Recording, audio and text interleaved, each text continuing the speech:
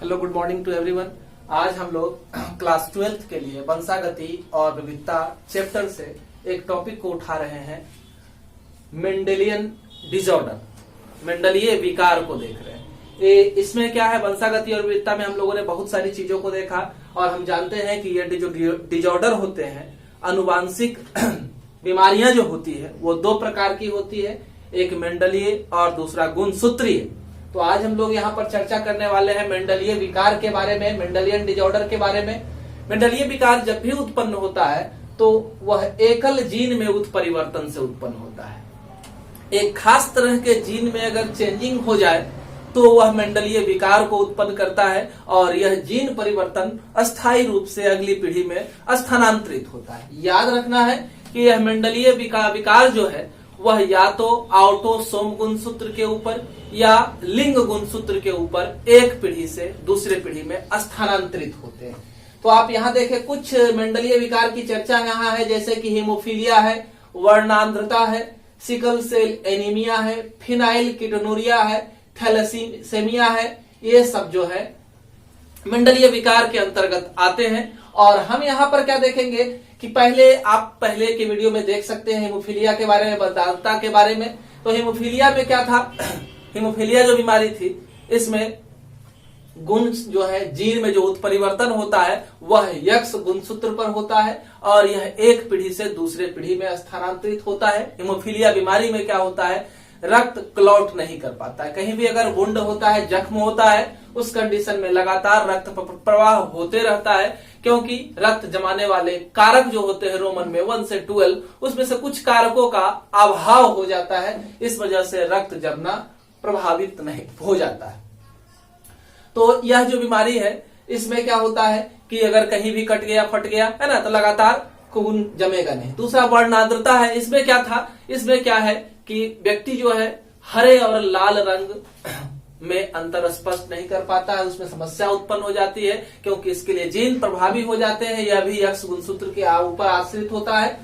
यहाँ पर हम लोगों को चर्चा करना है सिकल सेल एनीमिया और फिनाइल कीटोनुरिया के बारे में, थोड़ा सा थैलेसेमिया के बारे में, और एक एल्बिनिज्म है उसके बारे में भी हम लोग पढ़ेंगे।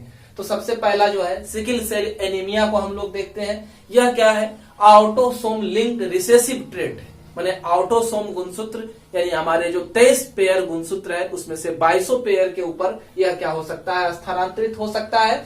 और इसमें क्या होता है कि हमारी जो लाल रक्त कोशिकाएं हैं आरबीसी, उसके आकार में परिवर्तन हो जाता है। आरबीसी के आकार में परिवर्तन हो जाता है। सामान्यतः आरबीसी जो होते हैं वो बाइकनकेव होते हैं, है ना। सामान्यतः आरबीसी कैसे होते हैं, बाइकनकेव होते हैं और ये रूपांतरित होकर के दंत्राकार हंसिए का आकार का हो जाता है ना।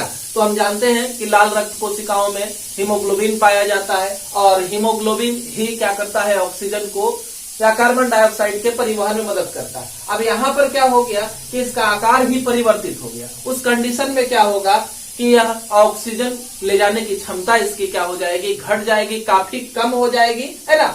तो इस कंडीशन में यह अच्छे से ऑक्सीजन का परिवहन कर नहीं पाएगा, व्यक्ति के अंदर एनीमिया उत्पन्न हो जाएगा। यह एनीमिया में हुआ क्या, तो आरबीसी के आकार में परिवर्तन हो गया, हसुए का आकार का हो गया, सिकल के आकार का हो गया। इस वजह से इसको दात्र, है ना, कोशिका अरक्तता कहा जाता है, एनीमिया कहा जाता है ना। इसमें एलील क्या होते हैं हमारे, तो एचबीएस एलील के वजह से यह बीमारी उत्पन्न होती है। अगर समयुग्मजी कंडीशन है, होमोजाइगस कंडीशन है, तो दोनों एलील्स जो होंगे वो एचबीएस और एचबीएस होंगे, है ना। अगर विषम युग्मजी है तो उसमें क्या होगा, एक एचबीए और एक एचबीएस। सामान्यतः व्यक्तियों के हीमोग्लोबिन में एचबीए और एचबीए पाया जाता है सामान्य कंडीशन में। क्या परिवर्तन हो गया जिसकी वजह से यह आरबीसी अपना आकार को परिवर्तित कर लिया, तो हीमोग्लोबिन का जो बीटा चेन होता है उसमें छठा एमिनो एसिड जो होता है उसका नाम है ग्लूटामिक एसिड। उस छठे एमिनो एसिड ग्लूटामिक एसिड को प्रतिस्थापित कर दिया जाता है, किसके द्वारा, तो वैलिन के द्वारा, है ना। यानी कि वैलिन जो है ग्लूटामिक अम्ल का स्थान ले लेता है छठे पोजीशन पर, और यह ग्लूटामिक एसिड के आने के वजह से यह गड़बड़ी पैदा होती है और हमारा लाल रक्त कोशिका का आकार परिवर्तित हो जाता है। जैसे एक सामान्य हीमोग्लोबिन को आप देखें, यहाँ पर एक असामान्य हीमोग्लोबिन है। इसमें क्या है, जैसे कोडोन को देख रहे हैं तो नॉर्मली ग्लूटामिक एसिड का जो कोडोन है GAG होता है, और जब यह वैलिन के द्वारा प्रतिस्थापित हो जाएगा तो इसका कोडोन जो है JUG हो जाएगा, है ना। सामान्य है HBA में क्या है, GAG, CTC और GH, है ना। अब एमिनो एसिड का सीक्वेंस देखे इसके लिए तो वैलिन है, हिस्टिडीन है, ल्यूसीन है, थ्रियोनिन है, प्रोलीन है, ग्लूटामिक एसिड और ग्लूटामिक एसिड है, ठीक है।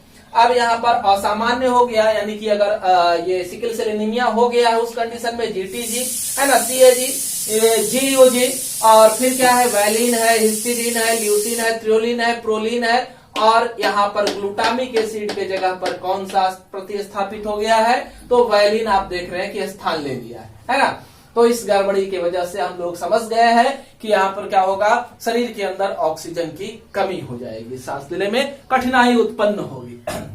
अगली बीमारी हम लोग देखते हैं फिनाइल कीटोनुरिया को। यह भी क्या है, अलिंग संलग्न जीव लक्षण है ना, यानी कि ऑटोसोम गुणसूत्र के द्वारा यह एक पीढ़ी से दूसरे पीढ़ी में स्थानांतरित होगा। क्या बीमारी है ये, तो जन्मजात उपापचयी बीमारी है ना।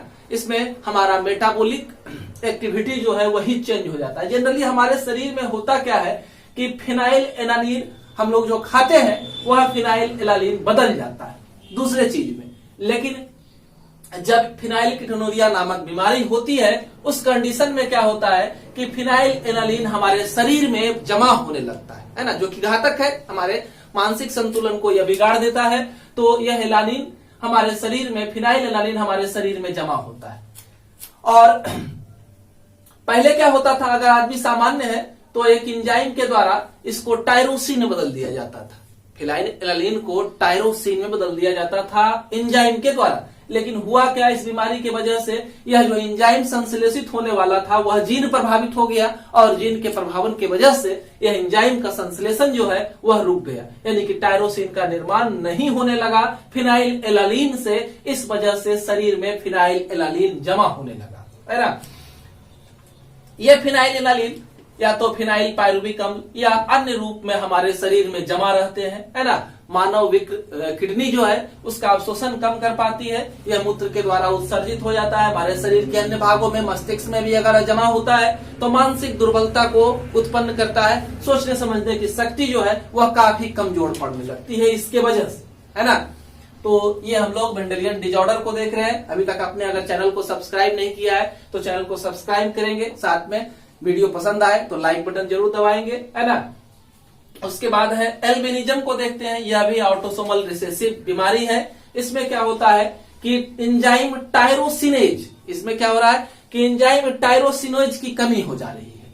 टायरोसिनेज करता क्या है, तो टायरोसिनेज एंजाइम की वजह से हमारे शरीर में मेलानिन पिगमेंट का संश्लेषण होता है, और जब यह एंजाइम नहीं रहेगा तो जनरली अगर रहता ये एंजाइम तो मेलानिन का निर्माण होता, क्योंकि यह क्या करता है, enzyme dihydroxy phenyl alanine, dihydroxy phenyl alanine के ऊपर काम करके उसको मेलानिन में कन्वर्ट करता है ना। और यह मेलानिन जो है हमारी त्वचा के लिए, हमारे बालों के रंग के लिए, हमारी आंखों की पुतलिया आयरिस के लिए यह रंग का निर्धारण करती है। अगर इसकी कमी होगी तो ये सारे अंग जो है अपने वास्तविक रूप को खो देंगे, इनका रंग जो है परिवर्तित हो जाएगा।